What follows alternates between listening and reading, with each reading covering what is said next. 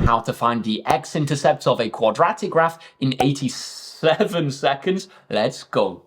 Questions like this, guys, are really common in exams. Let's have a look. The question says, find the x-intercepts of the graph with equation y equals x squared plus 4x plus 3. What are we going to do? Well, what we're going to do is we're going to recognize that the x-intercepts are going to be the points on the line where y is equal to 0. It's going to be crossing the x-axis when the value of y is equal to 0. So what we're going to do is we're going to substitute y equals 0 into our equation.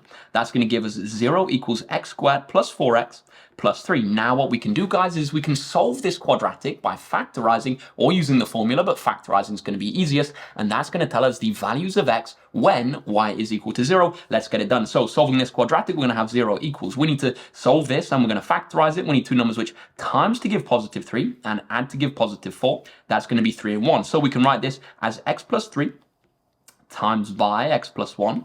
Now, guys, finding the solutions to this, we're going to have the two values as x equals minus 3 and x equals minus 1. If you're not sure how to do that, guys, consider recapping how to solve a quadratic. Now we have the values of our x-intercepts, guys. They're going to be minus 3 and minus 1. Now, just as a bonus, what's the quadratic going to look like? It's going to look something like this. We can plot those on, minus 3 and minus 1. And the graph, we know the y-intercept is there. Don't worry about that for now. So our quadratic is going to look something like that. That was a pretty good sketch, actually. Give it a go, guys. See if you can get the same answer.